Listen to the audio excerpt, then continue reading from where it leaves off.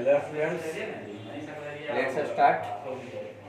पिछले क्लास में आप लोग को वायरस के बारे में बताया गया था। तो इसमें हम बता दिए थे कि वायरस एक ऐसा माइक्रो ऑर्गेनिज्म है जिसमें लिविंग और नॉन लिविंग दोनों का प्रॉपर्टी पाया जाता है। यदि वह लिविंग के संपर्क में आता है तो वह लिविंग जैसा व्यवहार करता है, और नॉन लिविंग के संपर्क में आता है तो नॉन लिविंग जैसा व्यवहार करता है। ये हो चुका था। इसमें आपको ये भी बताए थे कि इससे बहुत सारे डिजीज भी होते हैं, सब बता गया, इसका साइज शेप सब कुछ बता दिया गया था। तो आज हम चलेंगे नेक्स्ट चलेंगे आज हम माइक्रो ऑर्गेनिज्म्स एंड अस, ये टॉपिक है। यहाँ पर micro organisms and us that means type of micro organisms. तो माइक्रो ऑर्गेनिज्म्स कितने प्रकार के होते हैं on the basis of their behaviour. तो बिहेवियर के अनुसार माइक्रो ऑर्गेनिज्म्स दो टाइप के होते हैं। Based on their behaviours micro organisms can be divided into two classes. दो ग्रुपों में इसको डिवाइड किया गया है। फर्स्ट जो है वो फ्रेंडली माइक्रो ऑर्गेनिज्म्स है, मित्रवत, जो हमारे साथ दोस्ताना संपर्क रखता है, और दूसरी है जो हार्मफुल माइक्रो ऑर्गेनिज्म्स है, जो हमारे लिए हानिकारक है। तो friendly micro organisms that means वैसा ऑर्गेनिज्म जो हमारे लिए यूजफुल हो, वैसे ऑर्गेनिज्म जो हमारे लिए यूजफुल हो उससे हम फ्रेंडली माइक्रो ऑर्गेनिज्म कहते हैं। जो हमारे कामों में मदद करता हो, जो हमारे लिए बहुत उपयोगी हो। जैसे आप कुछ फंगस भी है, कुछ बैक्टीरिया भी है जो हमारे लिए यूजफुल है। जैसे आपको बता देते हैं बैक्टीरिया, जैसे एग्जाम्पल समझिए आप लैक्टोबैसिलस बैक्टीरिया है जो हमारे लिए यूजफुल है, जो दूध से दही को बनाने में, यानी दूध को दही के रूप में कन्वर्ट करने में हेल्प करता है। तो यहाँ पर वही बताया गया है। तो यहाँ पर देखिए certain area in which microorganisms are useful for us are, कुछ ऐसे क्षेत्र हैं जिसमें माइक्रोऑर्गेनिज्म्स हमारे लिए यूजफुल है। तो वह क्या क्या है? पहला है in the preparation of curd, bread, cake. Curd बनाने में, ब्रेड बनाने में, केक बनाने में, इन सभी क्षेत्रों में तैयार करने के लिए, कर्ड तैयार करने के लिए, ब्रेड, केक, इन सभी को तैयार करने के लिए हमें माइक्रोऑर्गेनिज्म हेल्प करता है। दूसरा है in the production of alcohol. Alcohol means wine बनाने में, फर्मेंटेशन कर क्या अल्कोहल रिप्रोड्यूस करता है। तीसरा है in the cleaning of the environment by breaking down the organic waste into harmless and usable substance. क्या करता है? कुछ माइक्रोऑर्गेनिज्म ऐसे हैं जो हमारे इन्वायरमेंट को प्योर करता है, हमारे इन्वायरमेंट को साफ करता है, क्लीन करता है, वेस्टेज को दूर करता है। और अगला है in the preparation of certain medicine. कुछ मेडिसिन बनाने में भी माइक्रोऑर्गेनिज्म हमारे लिए यूजफुल है। जैसे आप पेंसिलिन का नाम सुने होंगे, वैक्सीन जो बनता है, ये सभी में क्या होता है, ये यूजफुल होता है माइक्रोऑर्गेनिज्म। अगर है in the agriculture for improving the soil fertility. हाँ, मिट्टी की उपजाऊ शक्ति को बढ़ाने के लिए कुछ माइक्रोऑर्गेनिज्म हमारे लिए क्या है, उपयोगी है। तो आगे देखिए, अब इसी को हम डिटेल्स कर कुछ में अलग से समझाते हैं, थोड़ा सा विस्तृत करके। पहला जो आपको बताएं in the preparation of curd, bread, cake, मतलब making of curd and bread. कौन सा माइक्रोऑर्गेनिज्म कर्ड बनाने में हेल्प करता है, मददगार करता है? कौन? ब्रेड बनाने में। तो लैक्टोबैसिलस बैक्टीरियम, यहाँ है बैक्टीरियम लैक्टोबैसिलस है, जो क्या करता है, कर्ड दूध से दही, ऑफ कर्ड फ्रॉम मिल्क से कर्ड बनाने में क्या करता है, मदद करता है। और दूसरा एक और बैक्टीरिया है जो हमारे लिए यूजफुल है, वह रेनिन बैक्टीरिया, जो चीज प्रोडक्शन में मददगार होता है। आगे है ईस्ट, जो हमारे लिए ब्रेड बनाने में, केक बनाने में, इन सभी बनाने में ईस्ट जो है, ईस्ट बेकरी प्रोडक्ट में हेल्पफुल होता है। जैसे ब्रेड बनाना है, केक बनाना है। And food items like idli, dosa, dhokla, yeast is also used to improve the flavour of certain types of cheese. Yeast को बेनिफिशियल फंगी कहा जाता है। ईस्ट एक फंगी है जो ब्रेड का, केक, इडली, डोसा, ढोकला, इन सभी को प्रिपेयर करने में हेल्प करता है। आगे जो है आप देख रहे हैं, आगे आपका है सेकंड में आपको बताए थे medicinal two in the preparation of medicine, तो वही हो गया commercial use of microorganism. Commercial use of microorganism में कॉमर्शियल मतलब व्यापारिक ढंग से, माइक्रोऑर्गेनिज्म जो है हमारे यहाँ हमारे क्षेत्र में व्यापार को बढ़ाने में, जैसे व्यापार हुआ मेडिसिन का फैक्ट्री, ये व्यापार हुआ, तो इसका कमर्शियल यूज में देखिए क्या होता है, अल्कोहल फ्रॉम शुगर और स्टार्च, शुगर और स्टार्च से अल्कोहल बनाने में कुछ माइक्रोऑर्गेनिज्म उपयोगी होता है, और wine from fruits juice, fruits के जूस से, फलों के जूस से वाइन तैयार करने में कुछ माइक्रोऑर्गेनिज्म हमारे लिए क्या होते हैं, हेल्पफुल होते हैं। ये जो प्रोसेस होता है मतलब मेडिसिन का या अल्कोहल, शुगर से अल्कोहल और फ्रूट से वाइन बनाने की जो प्रोसेस होता है वो फर्मेंटेशन के द्वारा पूरा होता है। फर्मेंटेशन मीन्स होता है किण्वन, फर्मेंटेशन मीन्स किण्वन होता है। फर्मेंटेशन है क्या, तो फर्मेंटेशन देखिए क्या प्रोसेस है, एयर की उपस्थिति में, हवा की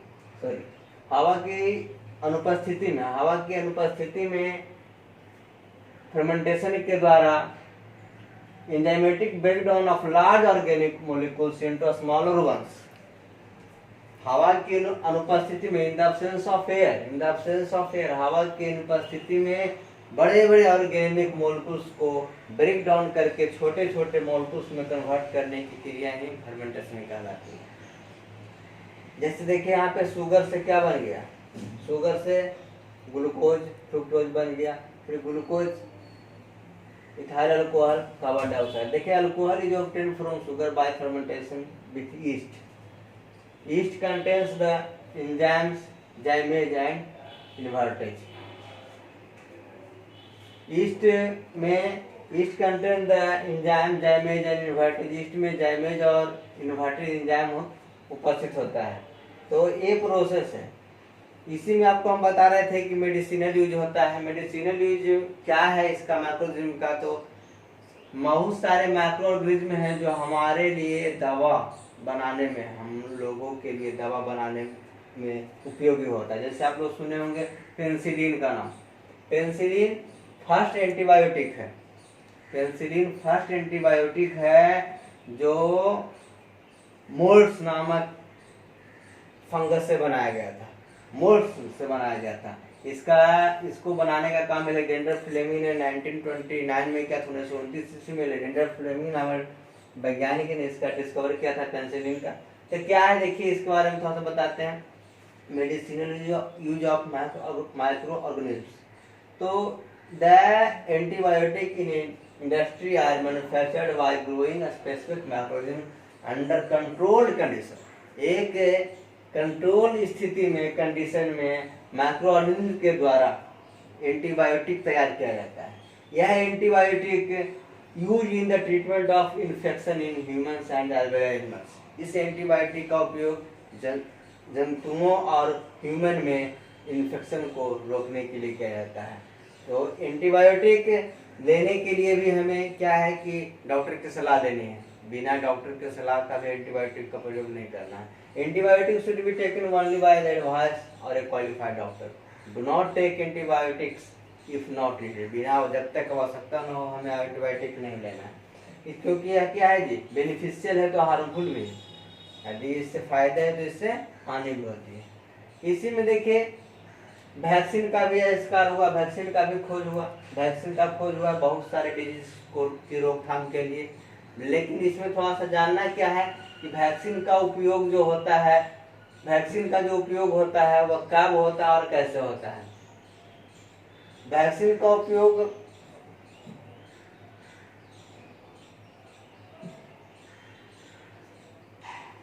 रोगों को, वैक्सीन जो होता है डिजीज के पहले, डिजीज होने के पहले वैक्सीन दिया जाता है। यदि डिजीज हो गया तो उसके बाद वैक्सीन देने से कोई काम नहीं करेगा।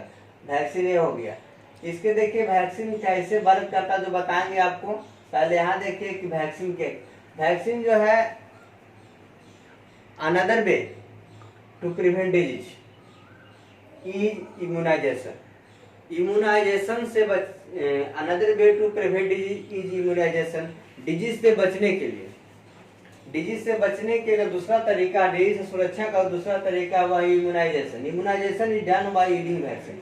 इम्यूनाइजेशन जो है वह वैक्सीन के प्रयोग से फुलफिल होता है। जैसे देखिए वैक्सीन जो है स्मॉल डोज ऑफ वीकेंड और kill disease causing microbes needed to immunize the body against a particular disease called a vaccine. Vaccine should be kept या stored at a low temperature. Vaccine को कम तापमान में रखा जाता है, उसको स्टोर किया जाता है। और वैक्सीन जो है जैसे बहुत सारे वैक्सीन का भी देखिए यहाँ पर दिया हुआ है, the practice of injecting a small quantity of a weakened और a kill disease causing microbes into a animal या human body in to immunize its against the disease is called vaccinization. Vaccinization क्या होता है? Vaccinisation है क्या कि disease को होने के पहले, लोगों में बीमारी होने के पहले बीमारी से रोकथाम के लिए, बीमारियों से रोकथाम, संक्रमण फैलने से रोकने के लिए वैक्सीन का उपयोग किया जाता है ताकि इससे संक्रमण ना हो सके, दूसरे लोग इससे ग्रसित ना हो सके। देखिए how does a vaccine work, vaccine कैसे कार्य करती है? कहता है when a disease causing microbes enter our body the body produce antibody to fight the invader. These antibodies destroy the weakened microbes and remain the blood to fight any further attack by such disease causing microbes। क्या होता है जब कोई disease causing microbe शरीर में प्रवेश कर जाता है तो हमारे शरीर में जो एंटीबॉडीज है उससे उसको पराजित कर देता है, डेट मीन उसको डैमेज कर देता है, जिससे कारण बीमारी शरीर पर अटैक कर जाती है, जिससे के कारण बीमारी शरीर पर अटैक कर जाती है और वह व्यक्ति उस डिजीज से ग्रसित हो जाता है। तो इसके लिए चिल्ड्रेन आर मोर सेंसिटिव। ऐसे में बच्चे अधिक संवेदनशील होते हैं, उन्हें सुरक्षा ज़्यादा देना है। तो वैक्सीन का उपयोग ज़्यादातर बच्चों के सुरक्षा के लिए होता है, क्योंकि बच्चे के जन्म से ही वैक्सीन, बहुत अनेकों तरह के वैक्सीन उसके जन्म से ही, जब बच्चा जन्म लेता है उसी समय से वैक्सीन उसको दिया जाता है कुछ महीने के अंतराल पे। To protect them from any such harmful microbes appropriate vaccine must be given at a suitable age. देखिए यहाँ पर आपको चार्ट दिया गया है कि बच्चे को किस मंथ में, यानी कब तक कौन सा वैक्सीन दिया जाता है। देखिए सून आफ्टर बर्थ, जिस समय जन्म होता है, जन्म के बाद उसे BCG का और स्मॉल पॉक्स का वैक्सीन पड़ता है। उसके बाद 4 से 9 महीने के बाद DPT का पड़ता है। DPT ट्रिपल वैक्सीन होता है, 2 doses at an interval of 8 to 12 weeks. Polio का पड़ता है, पोलियो का ड्रॉप पड़ता है oral, 3 doses at an interval of 4 to 6 weeks. उसके बाद 1 ईयर जब होता है बच्चे का ये, तो स्मॉल पॉक्स का रीवैक्सीनेशन होता है। फिर 1.5 से 2 वर्ष के बाद उसको DPT का बूस्टर डोज पड़ता है। इस तरीके से पोलियो का भी बूस्टर डोज पड़ता है। फिर 3 से 4 वर्ष की अवस्था में उससे स्मॉल पॉक्स का वैक्सीनेशन होता है। फिर 5 से 6 वर्ष की अवस्था में DPT का बूस्टर डोज पड़ता है। उसी में टाइफाइड वैक्सीन जो 2 dose at an interval of 1 to 2 month होता है। ये जो अभी आपको चार्ट बताया कि बच्चे को जन्म से लेकर 5 से 6 वर्ष की अवस्था तक इस तरह का वैक्सीनेशन किया जाता है ताकि उसे आगे चल के बीमारी से सुरक्षित रह सके। ये हो गया। देखिए वैक्सीनेशन करने से हमें बहुत सारे बीमारियों से सुरक्षा होती है, जैसे small pox, chicken pox, rabies, polio, diphtheria, hepatitis, ये सभी बीमारी से हम बच सकते हैं यदि पहले से हम वैक्सीन लिए हुए रहते हैं। अब है अगला जो टॉपिक बताए थे कि इंक्रीजिंग सॉइल फर्टिलिटी। मैक्रोब जो है मिट्टी की उपजाऊता को बढ़ाने में भी मदद करता है। जैसे आप सुने होंगे ब्लू ग्रीन अलगी का नाम सुनेंगे, हरित लवक उसको बोलते हैं। तो ब्लू ग्रीन अलगी जो होता है, नील हरित शैवाल जो क्या करता है, can fix the atmospheric nitrogen as nitrogen compounds in the soil. ये क्या करता है, वायुमंडलीय नाइट्रोजन को सॉइल में, मिट्टी में नाइट्रोजन कंपाउंड के रूप में फिक्स करता है, स्थिर करता है। दूसरा है symbiotic bacteria living in the root nodules of the leguminous plant. Leguminous plant के रूट में कुछ राइजोबियम नामक बैक्टीरिया होते हैं जो क्या करते हैं, absorb atmospheric nitrogen and convert into nitrogenous compound. ये तो ब्लू ग्रीन एल्गी हो गया, सिम्बायोटिक बैक्टीरिया हो गया, ये ऐसे माइक्रोब्स हैं जो मिट्टी की फर्टिलिटी को इंक्रीज करता है। देखिए यहाँ पर एक चीज दिया हुआ है कि the blue green algae and the symbiotic bacteria are commonly called biological nitrogen fixer.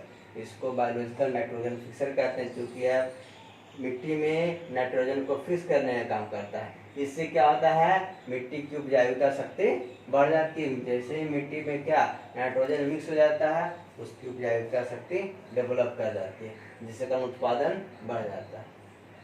Next जो आपको था हुआ था क्लीनिंग द इन्वायरमेंट। तो माइक्रो ऑर्गेनिज्म कुछ ऐसे हैं जो हमारे इन्वायरमेंट को साफ करता है, क्लीन करता है। जैसे देखिए मेनी माइक्रो ऑर्गेनिज्म, बहुत सारे ऐसे माइक्रो ऑर्गेनिज्म होते हैं जो क्या करते हैं, dead organic waste of plants and animals को डिकम्पोज कर, पौधे के मरे हुए ऑर्गेनिक वेस्ट और मरे हुए एनिमल्स को डिकम्पोज कर, सड़ा करके क्या करते हैं, उसको सिंपलर एंड हार्मलेस सब्सटेंस में कन्वर्ट करते हैं, जिससे क्या हो जाता है, हमारा पर्यावरण, हमारा एटमॉस्फेयर, हमारा एनवायरनमेंट क्या होता है, साफ हो जाता है। Such simpler substance get into the soil and used by other plant। वह substance पौधे का सड़े गले भाग, एनिमल्स का सड़ा गला भाग मिट्टी में मिल जाता है और मिट्टी को फर्टाइल कर देता है, और उसी को फिर दूसरे पौधे उपयोग करके पौधे क्या कर लेते हैं जी, वृद्धि कर लेते हैं। तो कहने का मतलब यह हुआ कि माइक्रो ऑर्गेनिज्म, कुछ माइक्रो ऑर्गेनिज्म ऐसे होते हैं जो किसका काम करते हैं, cleaning agent of the nature, nature को साफ करने का काम करते हैं। Anaerobic bacteria degrade the animal dung into biogas and the left over slurry can be used as manure. इसको मैन्योर के रूप में एनारोबिक बैक्टीरिया डिग्रेड कर देता है एनिमल डंग को, गाय की गोबर को, गोबर को बैक्टीरिया क्या कर देता है जी, सड़ा करके, डिकम्पोज करके खाद को उर्वरक बनाने के रूप में उर्वरक बनाने का कार्य करता है। और उसका उपयोग फिर हम लोग क्या करते हैं, खेतों में करके अपनी खेतों की फर्टिलिटी को बढ़ाते हैं, और फिर हमारा फसल जो होता है उसका डेवलपमेंट बहुत अच्छा होता है, अच्छा प्रोडक्शन हमें मिलता है, हमें अच्छी फसल की प्राप्ति होती है। तो यहाँ पर इसमें दिया गया, सो नाउ यू नो, जो पहले हम अभी आप लोग को जो बताए हैं उसी का यहाँ पर शॉर्ट नोट्स है, इसको आप लोग देखिएगा, और इससे रिलेटेड कुछ यहाँ पर क्वेश्चंस है जिसको आप लोग बनाइएगा। और अभी आप लोग को हम बताए थे फ्रेंडली माइक्रो ऑर्गेनिज्म के बारे में, और एक दूसरा टॉपिक जो था इसका, तो अभी आप लोग को हम फ्रेंडली माइक्रो ऑर्गेनिज्म के बारे में बताएं। दूसरा टॉपिक है इसका harmful micro organism. Harmful micro organism क्या होता है, वैसा माइक्रो ऑर्गेनिज्म जो हमारे लिए हानिकारक या हमें उससे हानि हो। मेनी बहुत सारे ऐसे माइक्रो ऑर्गेनिज्म है जो ह्यूमन बीइंग्स के लिए, प्लांट्स के लिए, एनिमल्स के लिए हार्मफुल है, उससे बीमारियां होती है उन सही माइक्रो ऑर्गेनिज्म से, जैसे cause disease in humans, plants and animals. Harmful micro organism से ह्यूमंस में, प्लांट्स में, एनिमल्स में क्या होते हैं, बीमारियां होती है। ये क्या कर देता है, भोजन को सड़ा देता है, कपड़े को खराब कर देता है, चमड़े को खराब कर देता है। तो हार्मफुल माइक्रो ऑर्गेनिज्म हमारे लिए बहुत हानिकारक है, क्योंकि इससे बहुत सारी बीमारियां होती है और हम लोग बीमारी से ग्रसित हो जाते हैं। जीव जंतु, प्लांट्स, एनिमल्स सभी पर बीमारियों से ग्रसित हो जाते हैं। अब तो ऐसे माइक्रो ऑर्गेनिज्म से होने वाली बीमारियां हैं जो, वैसे बहुत सारे वायरस जनित रोग हैं, वायरस से होने वाली हैं जो जानलेवा है, बहुत ही जानलेवा है। तो अभी आप लोग को हार्मफुल और माइक्रो ऑर्गेनिज्म और फ्रेंडली माइक्रो ऑर्गेनिज्म के बारे में हम बता चुके हैं। उससे रिलेटेड जो क्वेश्चंस है यहाँ पे उसको आप लोग बनाइएगा, और आप लोग को इसका सॉल्यूशन दिया जाएगा। नहीं बनेगा तो फिर कुछ ऐसा प्रॉब्लम रहे तो ग्रुप एडमिन से कांटेक्ट करें। थैंक्स।